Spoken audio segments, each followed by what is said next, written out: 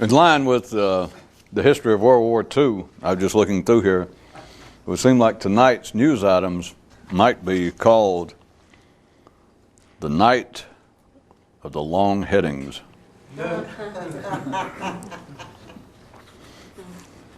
WW2 doesn't get the kind of response it used to when you... I guess most of the people that found it all humorous are now dead.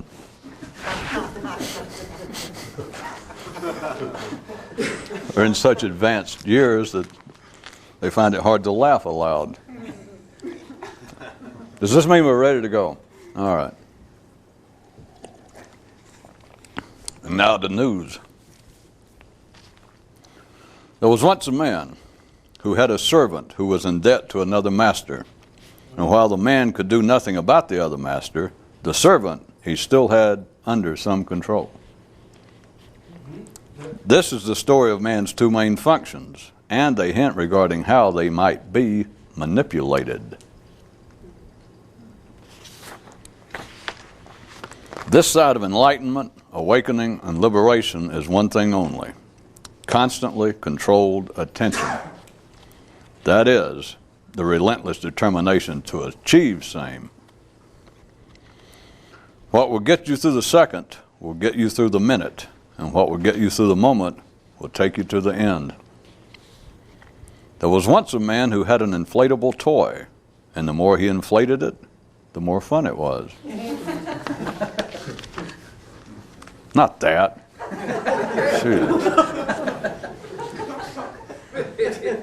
That's what happens when a mystic ends up working a cheap joint like this.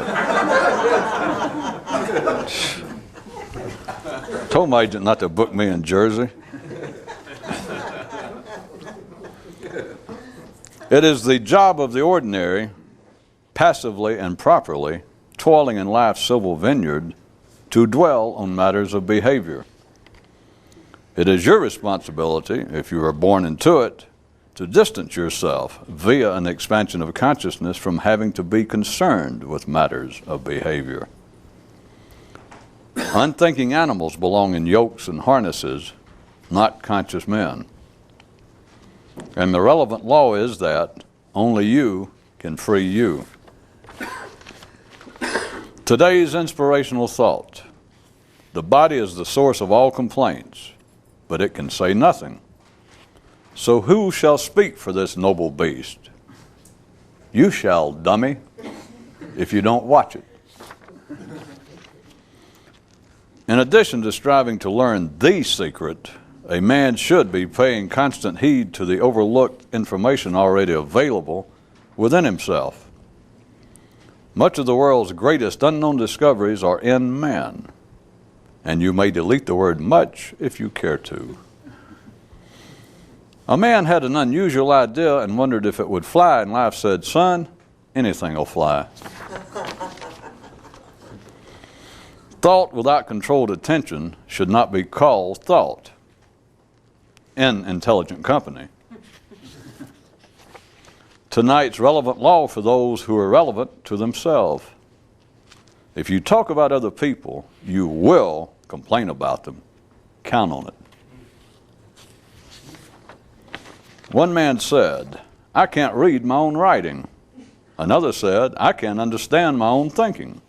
And a third declared, "Not only are my emotions beyond my comprehension, I can't even see the purpose in me having them, other than to suffer." The last observation may have some validity, or it may not. Guess you could check it out for yourself if you're so inclined. Today's traveler's tip: you can't stop a speeding train, but you can slow it down if you've made plans in advance. Today's harsh person's tip: if you cannot hold one thing in mind, you should not say that you have a mind. Nothing is stronger than a man's determination, except death and emotions. And one of them can be greatly influenced via determination. Every active warrior will have a constantly changing list of subjects that he will not talk about to himself. That is, even to himself. Today's lifesaver for those with no interest in saving theirs. The most direct way by which to continue to take no responsibility for your own development is to await help. Creativity and the art of moving. The question of originality doesn't mean anything if you don't plan to ever leave home. One man's most contemporaneous conclusion is that almost anything would be possible if I could but hold my mind to it. He invites you to also ponder this, along with an expanded consideration of what hold in mind might ultimately represent. Not long after the above transpired, a viewer wrote in to say that it is certainly not true that anything would be possible just because a man might hold his mind to it. And no sooner had he said that than Life commented, "Son, the mind and there being anything possible are downright synonymous." The relevant law here expressed as, only unthinking operations are locked in. One man's undertaken an investigation as to whether the tempo at which he lives is being directed by his body or some less physical operation. He says feel free to join him.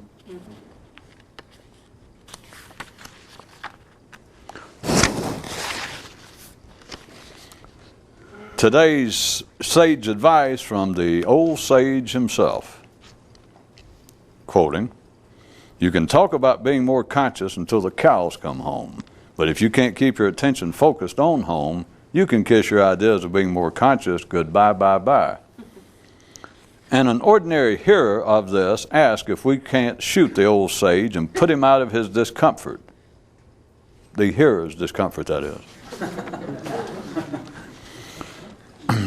A real warrior doesn't die from defeat, nor does he perish from aging, illness, or other circumstances. A real warrior dies from one thing only, prolonged forgetfulness. The matter of help, once and for all, and then some, explained. Even if help in your development was possible, there is an additional catch. Help is not possible yesterday, and help is not possible tomorrow. If help were possible, it could only be possible right this very moment. And here's the glitch. No one exists in your life right this very moment but you. So you see the problem. The question of creativity, another look-see. What can man create? His body? No. His thoughts? No. His emotions? No. So what is left?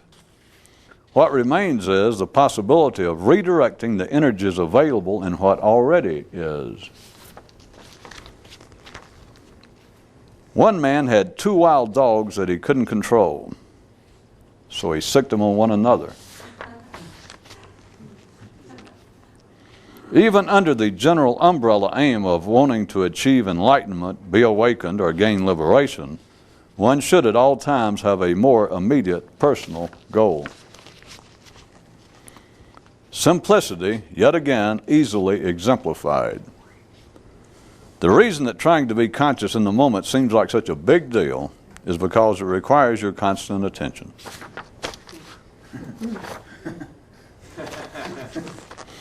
After hearing something said here on the program, one man so mused, if a valid beginning to the attempt to love your fellow man is to not think about your fellow man, then is something similarly true regarding having a better feeling about yourself. Interesting notion, huh? But how about this? Consider, do you think about you, or do your thoughts do? And of course, if you know no difference, then it's irrelevant. A man finding fault with life will lack sufficient time to be properly disgusted with himself. Say, you suppose that's why people do it? Today's stopgap measure for those anxious to stop certain stuff. Stop all inner conversations that have anything to do with you personally. And today's tip a la mode. Once you've come to the full realization regarding emotions, you spell sin but one way. CRITICISM. Or any other variation of irritation and aggression. The relevant law here would be silence, a warrior's only acceptable reproach. Notwithstanding the fact that man is literally an incompleted work, if you think that you are completed, then you are. And if you think that, then no change or growth is possible. Even if a man's resolve was meaningless, life is meaningless without it. Note, this is true for both the ordinary and the few. It's just more true for one of them. To keep it simple and your terminology straight, you should not think of consciousness without controlled attention as being consciousness. Today's help tip for those way beyond mere questions of health. Without physical sensations, the body could not survive. And without physical sensations, emotions would never be. You take it from there. Today's cleaning tip. If you don't think about other people, you won't get your hands dirty. The primary cause of mental blindness is fault finding. Or behind door number 2, it goes, you can judge a man's level of consciousness by how much he complains. Or, as big door number 3 would say, the comprehension of life leads to much shutting up. There is no salvation without growth, and no growth with the awaiting of salvation. One man's question of the hour. You can sure have fun with the body, and sure have fun with the mind, if you know how.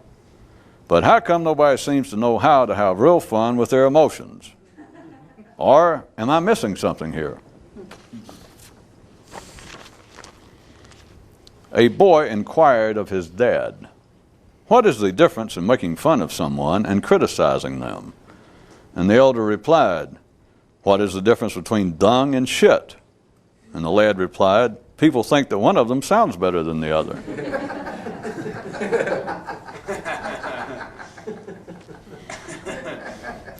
There was once a man who concluded that civilization, that is, the gradual collective of evolution of man, is no more than sounds. "Sounds too simple to me," said the boy. To believe that you've been poisoned, even by your own hand, is to forever live a toxic life. Mankind, the collective, grows and flourishes at one speed, a speed at which an individual might wither and die. It's truly fascinating how much you'll miss and effort you'll save if you but look away. The body's made to be here right now. The rest of man, however, seems another story. By the way, what's your story?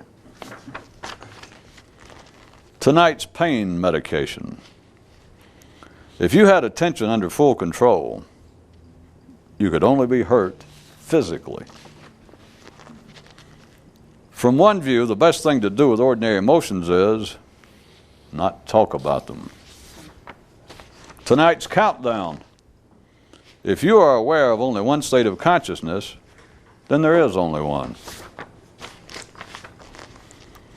In his pursuit of just where to look, one man eventually asked himself, is the secret right out there in the open, alone, or is it in the overlaps?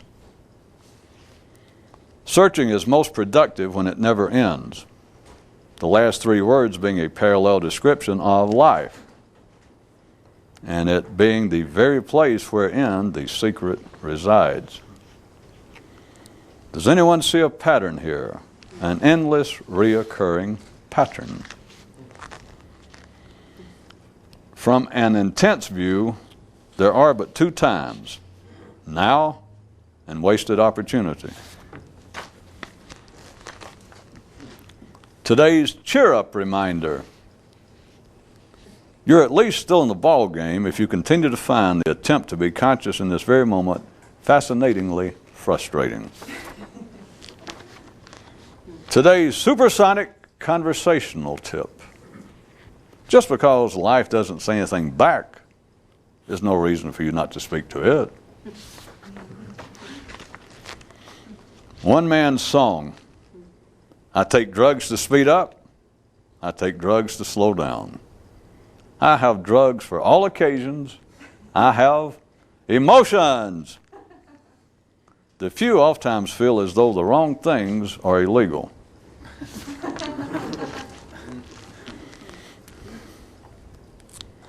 Without total honesty with himself, a man cannot awaken. And to be honest, and to be so honest, is not something you either do or do not do, but is something you must learn to do.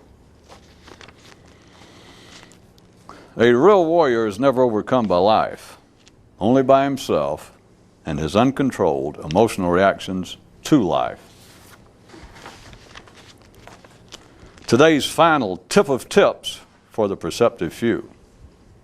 Get real in that special real sense. The earth being alive, mountains tremble and storms rage. But somewhere in the midst, a quiet lake exists. Man, in consciousness and potential, is thy name, poetry. And finally, one man says that the wisest words he ever heard his father say was when he'd say, I hardly know what else to say.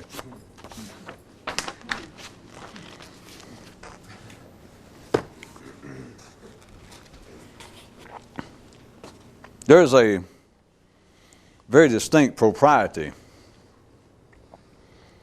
of the ideas that have been used throughout history of saying, the major three I'll refer to again, of saying that man lives in a state of sleep, but he could be awake, or that man lives in the dark, but he could live in the light, or that man lives in captivity, but he could live or he could be liberated.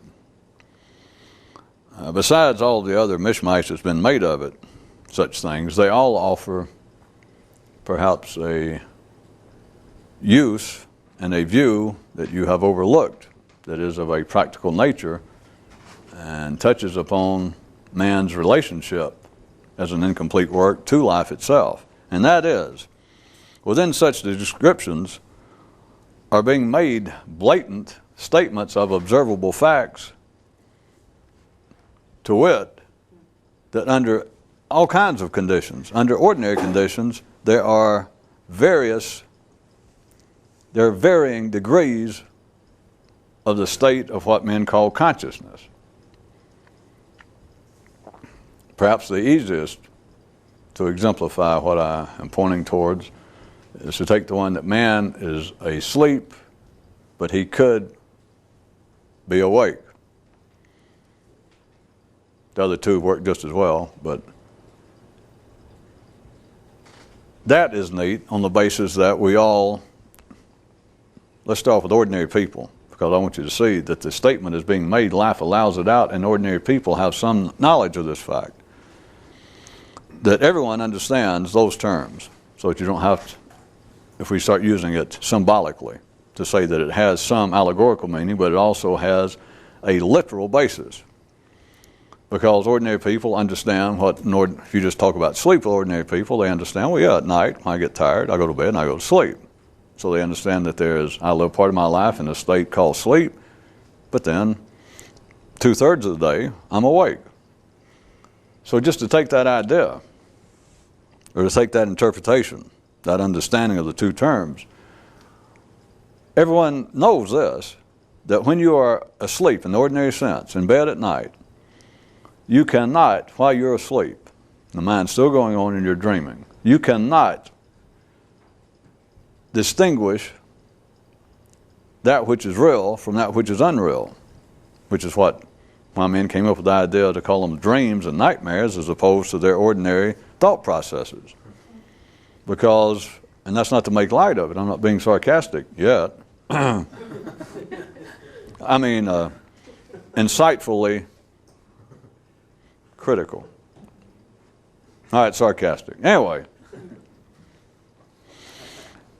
everyone knows you cannot distinguish the real from the unreal. You can be having a nightmare, and the mind at least has this function with most people. If you have a nightmare that is to an extreme, you will wake yourself up, in a sense, because you realize that you can no longer deal with the nightmare, and you know it's not real, except it's getting so frightening that you have to awaken yourself because you don't know what will happen.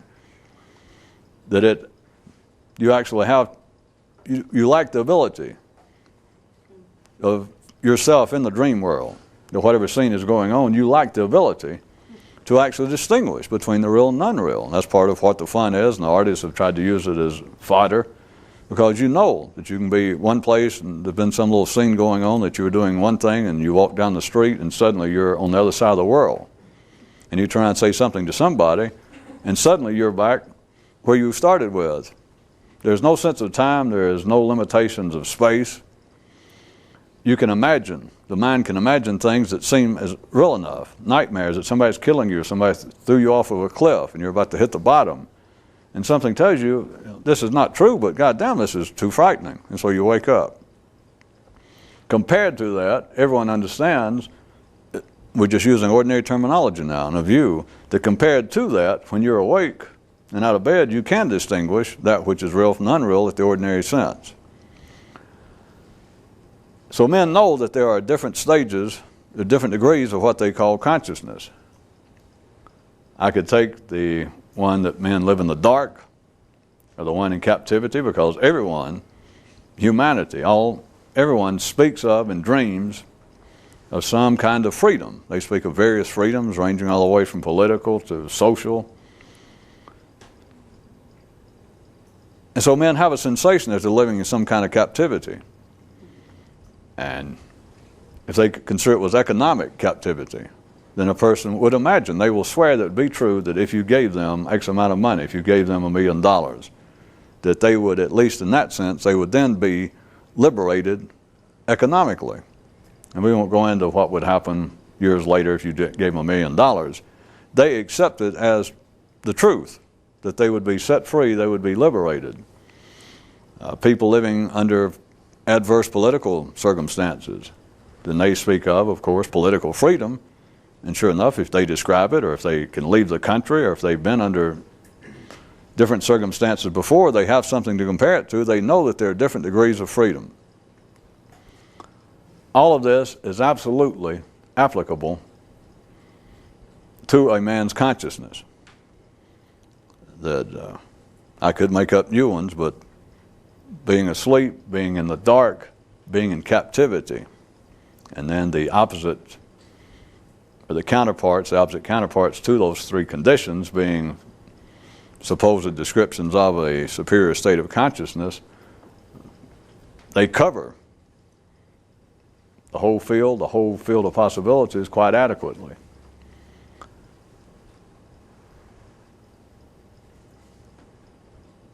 The question as to why it would be said, and why it strikes men as being of some validity, that he is living in a state of sleep, a state of captivity, or a state in which he is in the dark, all has to do with the fact that there is something being hidden and is based upon a kind of self-deception.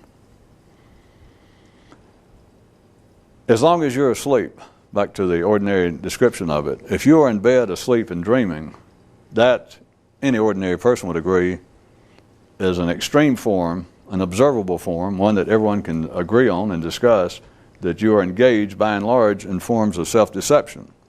And man attributes it, whatever physiology or sociology now has come up with, to the less intense, the change in the cycle pattern of the brain waves, and that the brain is now not functioning at its optimum level, and it has trouble distinguishing truth from fiction, and that you are not conscious. You're not awake in the ordinary sense. And so there you are, and your consciousness cannot oversee what the brain does, and so it can imagine and deceive itself, which is the only way that you can have such dreams and nightmares. Because a professor of logic, a man who is not given to any flights of fancy, all he's got to do is eat some anchovies and lay down, and he'll have nightmares and fantastic dreams, and it'll look like some of the artwork from the psychedelic 60s. So it is simply a form of self-deception. It's not normally referred to as that, but ordinary people would agree to that. That dreams of all sorts are, to varying degrees, forms of self-deception, because if you're dreaming, it is normally of a nature of things that would not occur, that people do not seem to bother, their brain does not seem to bother to dream cinema verite, that you don't dream black and white, gritty, grainy. You don't dream your everyday life. You don't live your damn everyday gritty, black and white, or beige life, your same old boring or harsh or whatever it was life, then eat a nice meal, have a few drinks, take off your clothes and go to bed and dream the same day. That is, dream what happened that day. I don't know why. People's brains do not seem to be given at all to that endeavor. They dream things that are fantastic. They dream things, it may be based on something that happened during the day. They may dream something to do with the circumstances of their life, but they do not dream it as cinema verite. That it's not, they do not dream it as just a replay, literally, factually, of what occurred. They do not dream documentaries of their life. If they dream it, they dream fantasies of their life. Cartoon versions. So in that sense, do you understand, it's not a metaphysical judgment of any sort yet. It is a form of self-deception. The brain is playing out in your consciousness, as far as you can remember it, but everyone knows what I'm talking about, is your brain seems to be set free in some way, that you are not, still using ordinary terms now, that you are not ordinarily conscious enough to oversee it. Being a sane, ordinary, everyday person, you know fact from fiction, you know fanciful thoughts and dreams from hard facts, that when you're awake, in the ordinary sense during the day, you do not dream that elephants can fly. You do not dream that there's spirits. You do not dream that furniture can move. You do not dream that you, through some trick, can walk into the next room and the next room will be Bali, that you suddenly went from Birmingham to Bali. If you told a man that, he'd go, certainly not. But he lays down and goes to sleep, and his mind will do those very things, as though that there has been some sort of governor, some sort of overseer removed from it, and now it can deceive itself in a way that ordinary people will agree is self-deception. Even though, as I said, people do not call it that. But if I say, well, you realize all dreams, any dream you have, if it is not simply a documentary of something real, which dreams are not, as we just covered, I could say the fancifulness of dreams, you could say is a form of self-deception, because your brain is now playing out ideas and pictures and scenes for you that you know in your waking state are impossible, do not happen, cannot happen, will never happen. They're simply what they're called, dreams. Well, yeah. Now, so in a sense, it's a form of self-deception. Your brain is deceiving you. The person will go, okay. So they know that much. The question, if anybody made anything of it, is what, or it should be two questions. What is the purpose? Is there any chance I can see a purpose to this kind of self-deception? And can I perceive what specific effect it is having on me if I have a name? Try it backwards, the last one first. There is a sense, a true sense in which, even though this word is kicked around also, we've already admitted, of honesty. There is a kind of honesty, a lack of self-deception that is required, or there is no change possible. There's certainly there's no transcendental change. There's no change of consciousness possible. But,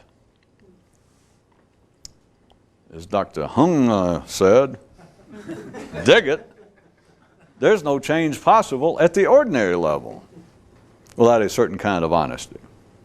Again, I'm just pointing out, not to prove anything at the ordinary level, but people ordinarily understand. A common, perhaps the most salient example in our time is alcoholism. That by all reports, psychologists, AA, everyone says that an alcoholic cannot attempt to recover. He cannot make one move toward recovery, toward treating himself, toward recovering, until what? Until he admits that he is an alcoholic. That's the first thing, as far as I know, that AA requires. And if you think about it, it's got to be true at the ordinary level. It's the same thing that's required for conversions to religions. One way or the other, they all require that you say, I am not a Muslim now, or I am not a Christian, but by holding up my hand, by lighting this candle, by doing some ritual, by just saying that I am a heathen, but from henceforth I will be a slave to God, I will be a Muslim. But you must first admit that you're not to be converted. To be saved, you must say, I'm lost. So everyone knows that there is some kind of honesty required for a person to change at the ordinary level, to quit drinking. If someone is an alcoholic, you have got to first admit, all right, you got to be honest, say, all right, I'm an alcoholic. Then, and only then, is it possible to change, to attempt to change even.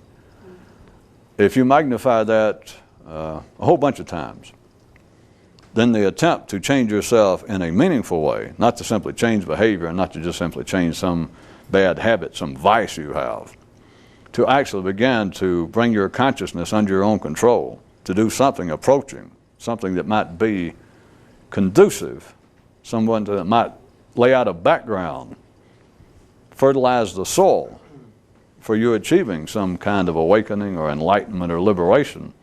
There is likewise, but magnified a bunch of times, a kind of honesty. But here it gets tricky, because if you have any understanding of this by now, there is nothing to repent of, there is nothing to confess to, and there is nothing to which to swear your allegiance. I'm comparing that to religion and such things as AA. I guess I better make specific examples, even though I'm just making this up. If there was an organization somewhere, a physical organization right now, that their whole raison d'etre was to increase a person's consciousness, to help them increase their consciousness, to stabilize it, and for them to be conscious in the moment, that was their purpose, and it was an organization not dissimilar to Alcoholics Anonymous, not dissimilar to the church, that you could go there.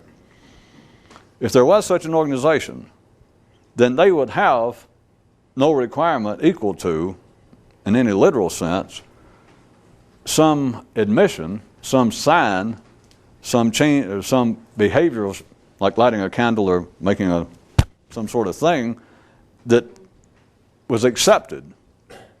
It was first that it has to be described to you, because you can't come in and do your own. They have to say, Alcoholics Anonymous say, all right, we will help you. We have the tools, we have the experience, we know how to help a man stop drinking. And he says, well, that's what I want. And they go, all right, first, here's what you must do. They don't ask you what you want to do. They tell you that the first thing you must do is admit that you're an alcoholic. Or if you go to church and you tell them that you're interested, that you want to feel better, you'd like to get in touch with the life itself, you would like to have some knowledge of what the purpose of existence is, and they go, well, we have the experience, that's our expertise. And you go, well, I want to join up. And they say, all right, the first thing you must do is confess, since you're not of the church, you're not, as the Christians will say, you're not part of the body of Christ, you're outside, or the Muslims will say you're an infidel. Most other people throughout the world would say you're an infidel or a pagan. You're not part of their belief system. You're not part of their body of God.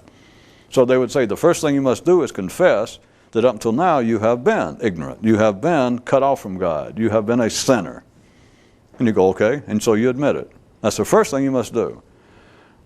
Now, back to my fictitious, if there was a school of enlightenment, and everybody knew where it was, you could go and you went there, and you said, here's what I want, and you described, and they went, well, that's our experience, that's all we're here for, that's all we're interested in. And you go, okay, how do I start? There is no such thing comparable to religion or Alcoholics Anonymous. Think about it a second. And in case you hadn't got the point, there is a reason, not that the church or AA understands it, but the admitting a sign of some superior, some, at least for you, new honesty is required to even attempt, to even get involved with the illusion, the belief that you might attempt change, as mundane as it would be to quit drinking, or as mundane as it is to go from being whatever a heathen is to being a Catholic, whatever that amounts to. And I'm saying mundane, not to attack it, but just to try and draw a comparison, that's things that ordinary people attempt every day. It's going on every minute of the day. Somebody's joining AA or somebody's attempting or showing interest in converting to a religion. So at that level, what I'm saying is their demand, not that they understand it, but their demand that a person display a kind of honesty by saying, yes, I am an alcoholic, now let's get on with it. Or yes, I am a sinner, I have missed the mark, I am not part of the body of Christ or of Allah, and I want to be. And I am not now, I am sinful, I am ignorant, but I admit it. That serves a purpose. That serves a quite valid, real purpose with ordinary thinking. That is, ordinary people. The reason I'm stressing that is now let's go back to my fictitious school of liberation, school of enlightenment. And you go up there and they say, yes, what you described is exactly what we're involved with. That's all we do. We've had years of experience. And you go, okay, I'd like to join up.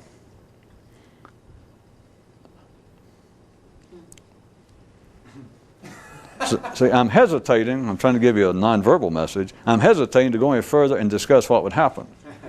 Because even though I'm making up this school of enlightenment that's there and that you went and applied to, but even not that withstanding, that I made it up, let's assume that it got as far as I described it. That you went there and you said what you wanted, and they went, well, that's exactly our field of expertise. And you go, okay, I'd like to join up.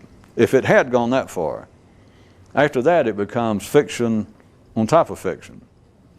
That is, that the applicant goes, all right, what do I do? It would be almost as though whoever had been talking to him would realize, well, this whole thing is fiction. It's not going on. I am not here running, or I'm not the admissions dean of a school of enlightenment, and this person's not really here applying, but it's gone this far.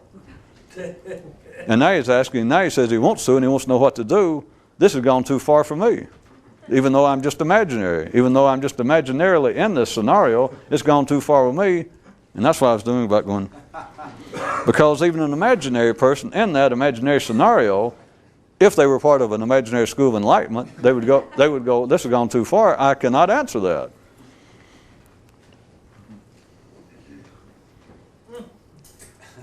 Why could he not answer it? All right, I figured you'd ask that. I'll give you the simple reason. The person says, all right, I'm ready to do it, I'm ready to join up, what do I do? The real answer is, well, we don't really have anything for you to do immediately. That is, not by way of admission, not by way of confession, not by way of some verbal show of honesty. That goes on. All sorts of cults throughout the ages do very little that's different from AA or religions. That is just simply another hobby. It's simply another aspect, another arm of civilization. It's just something that you go join. And many things throughout history that passes or claims to be some sort of mystical organization. The only thing that's required is that you join. And they likewise, not understanding, but they likewise will require some admission, at least to sign your name on a pledge card that says, I will live by the rules of the great three-eyed mystical order of Tibet. And they'll hand you a little card and they'll say, now you read that. So you read it and they go, read it again. So you read that sentence again that says, I will abide by all the rules and I now admit that I want to be a member. I apply by signing my name. They go, do you understand what you're doing? You go, well, okay. And they go, now think about it. Okay, all right, sign your name. That is about the beginning and the end of it. But if it was a fictitious real school of enlightenment, there is no display of honesty. All right, now let's get on with it. I'm trying to get you to see that under ordinary conditions, you have to make some admission. They don't necessarily call it honest, show of honesty, but you are attempting at a moot level to display some new sense of honesty for you. That an alcoholic, he's been drinking, wrecked his life, all of his careers, his family, he's done it all his life, and he has continually insisted. This is just a classic description of an alcoholic, or one of the characteristics. He continually denies that he is an alcoholic, denies that he has the slightest problem with drinking. Just the same as a sinner from the church's viewpoint, that he just goes along in his sin and his folly and denies that there is a God, denies that someday he'll pay for this. He denies he's a sinner. He just says, I'm having fun. And nothing can be done, says the church. Nothing can be done, says psychology or AA, until a man gets honest and admits what he is. That oftentimes, at the ordinary level, seems to have a discrete impact, an observable impact. In religion, it's oftentimes known as conversion in the fundamentalist religions. It's known as people being struck by the convicting power of God or Jesus. And once they stand up in church and publicly proclaim, I am a sinner, and I ask that God save me, God redeem me, God pull me from what I am. And it's very common for them to claim to undergo some emotional experience. Sometimes it's physical, that people will fall down, they faint. And by the same token, at a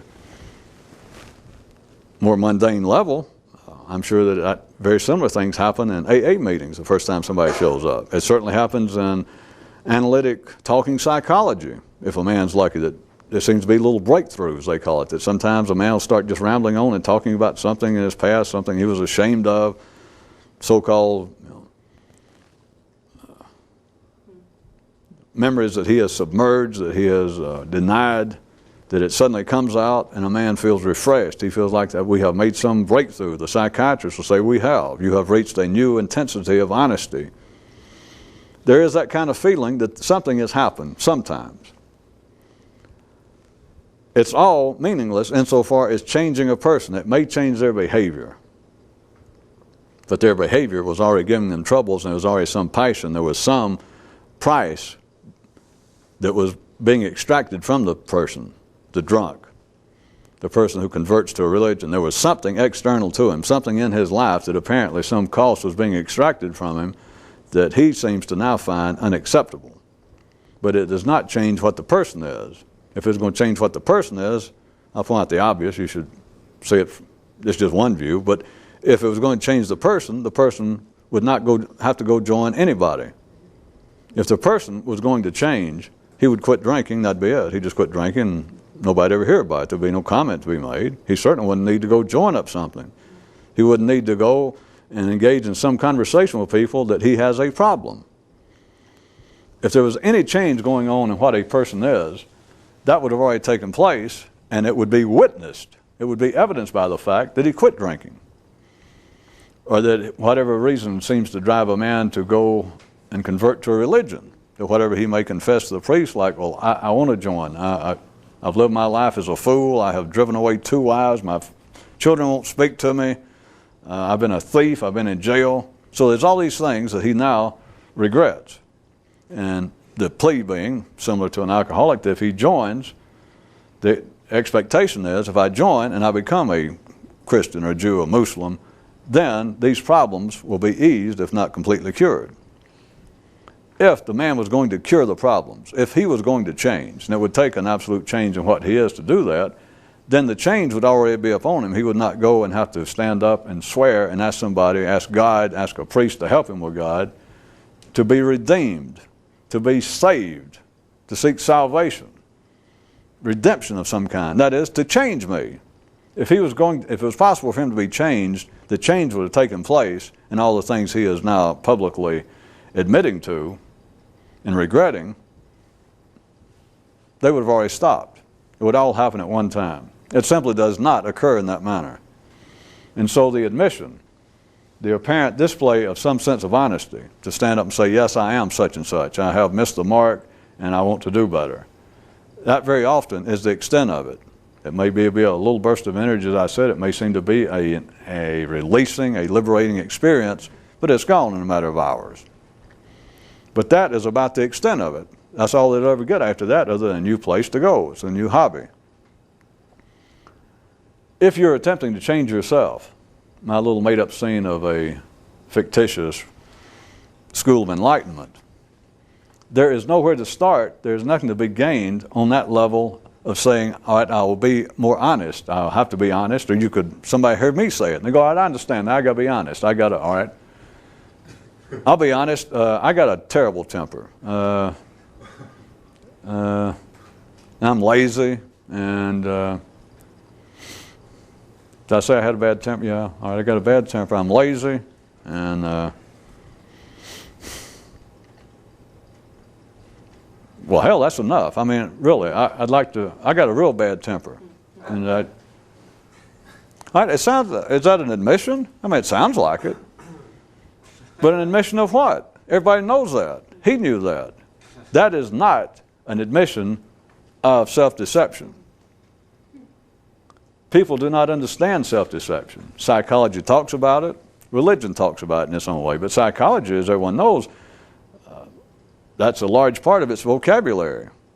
A large part of the message psychology apparently has for ordinary man is based upon the fact that without psychology's help or without your own efforts, with our help, you live in some state of self-deception. And they would say we all do, because we have memories, we have experiences in our lives. We all do, from the best of families, the best of backgrounds. Things have happened in our little lives that we simply could not face, and we have tried to shove them under our little mental rug, and they're now in the subconscious. And religion has the same sort of thing, that sinners deny their sin. They'll try to excuse the way they're drinking. They'll try to excuse the way they mistreat their wife and have extramarital affairs. They will do everything. But the reason they have to explain it is God's dealing with them. They know they're doing wrong. No, they don't. Nobody knows they're doing wrong. The thing is, I don't know whether it's too simple or too complicated, that is not self-deception. An ordinary man has no sense of self-deception. He will talk about it. I didn't make up the term. As I said, it is a common term. It's got to be probably one of the most used, that in synonymous descriptions, in psychology. And in religion, it's just not seen as that way. But that men are fooling themselves. If you're not living a religious life, if you're not a Christian, says the Christian church, you're fooling yourself. Sir or madam, and boy, the day will come when you die and wake up in hell in the lake of fire. Then you'll know. Or psychiatry tells ordinary people that we're all fooling ourselves, and if your life is not workable, then it just shows that your degree, the degree to which you're fooling yourself, is too far out of the norm. Because a psychologist, an expert, will say we all fool ourselves. But if your life becomes inoperable, if you cannot function properly day to day, that just simply shows that your degree of self-deception has reached intolerable limits and you need help. That is not self-deception. Think about it a second.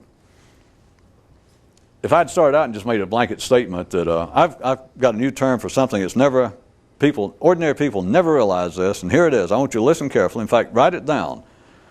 Here's something that goes on. It's a large part of ordinary life, and it's a large part, the dynamics of it, that keep a man from being able to be more conscious. Now get your pencils ready. Now here's the term. I'll spell it. It's self-deception. You'd think I was crazy. I went through all that on the basis that everyone, any ordinary, sane, educated, sophisticated person, believes they know what self-deception is, and they would agree.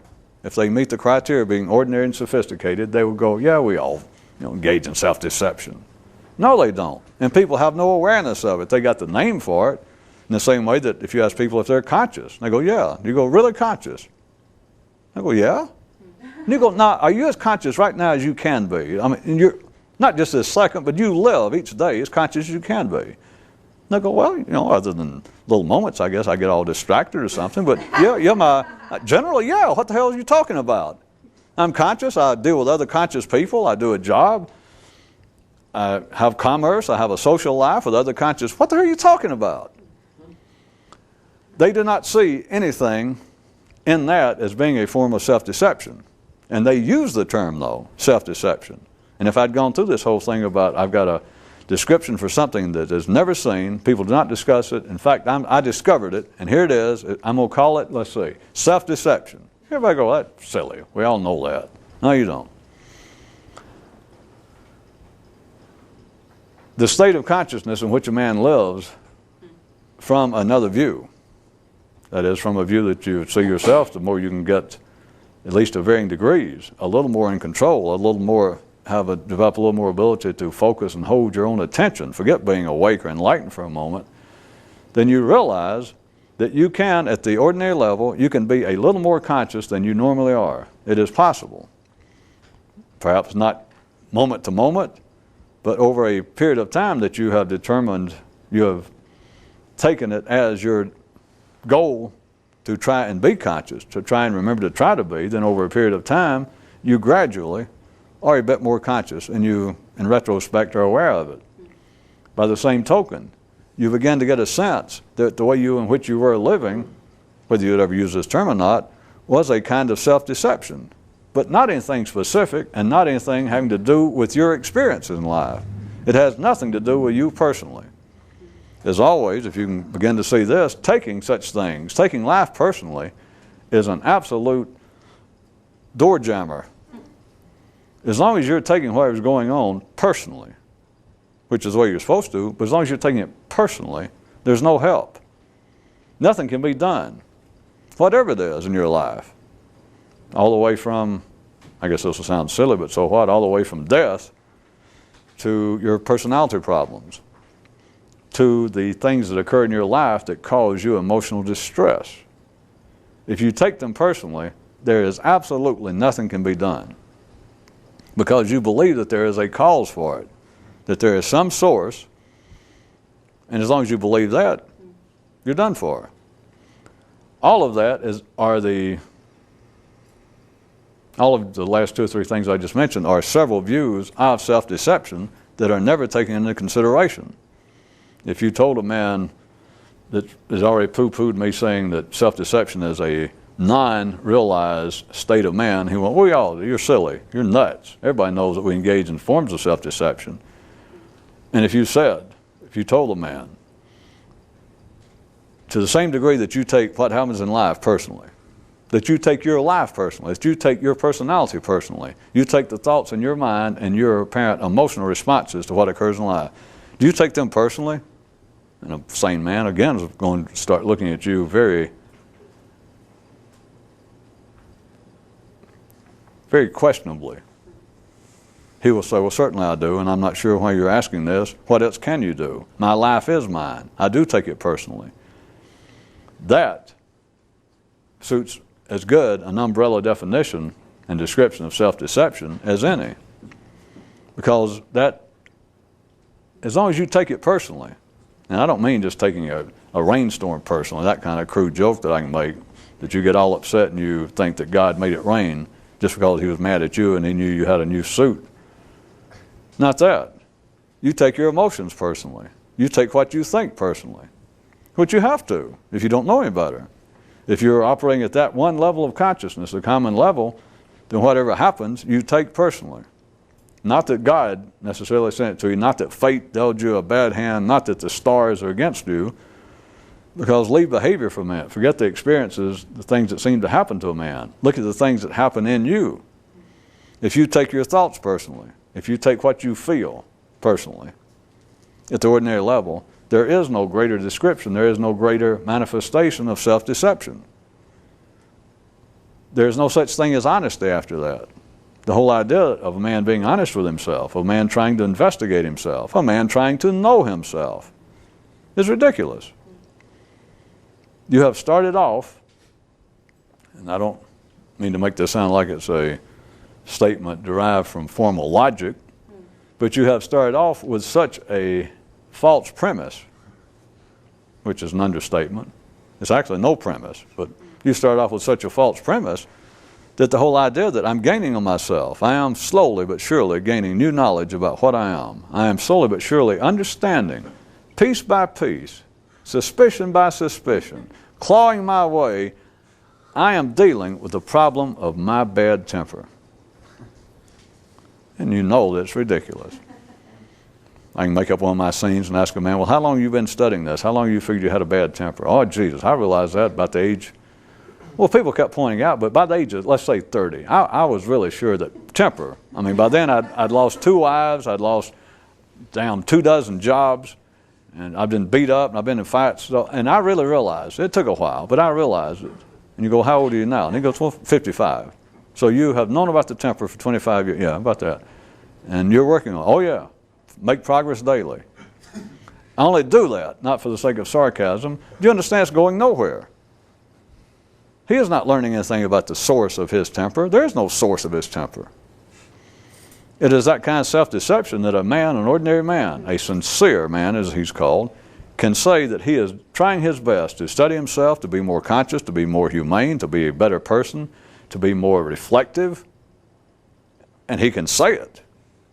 But he might as well be going cuckoo, cuckoo. He might as well be making Curly and Shemp noises. Because there is nothing possible. It is the immediate, never seen form of self-deception. And a man cannot be honest on that basis. And there has to be some form of honesty, perhaps now deserving of new description, for a person to learn anything. If you start off and you've deceived yourself, allowed life to deceive you, and you attempt to study what you are, even if you say, well, I'm getting better. Used to, I couldn't admit that I had a bad temper, but now I can admit it. So, and I feel better because I am now more honest. Used to, I would deny it. I am now more honest about it. No, he's not. Because it was an illusion to start with. It was a form of self-deception for him to say, I have a bad temper. And so for a man to say, well, at least now I admit it. So used to, I denied it. So I'm becoming more honest. No, you're not. That is not honesty. But there is a kind of honesty that I was trying to get to. And I hate to just leave it. Well, I'm not going to leave it just saying, well, there's kind of honesty that you've got to do to ever get anywhere, because that sounds like you end with a threat again. Like, oh, boy. But it's better than that. There's a kind of honesty that once you see what it is, that it's not a threat hanging over your head like, well, you've got to learn how to do it and use it, or, boy, you'll never get anywhere. Once you see what it is, it's immediately useful. It's not a threat. It is a small degree of liberation. Which, again, ordinary people will say, yes, if I could be more honest, and, well, I am becoming more honest. Like I said, I can admit my temper, and I do feel more liberated. No, he doesn't. He's 55 years old. His temper is not as bad as it was.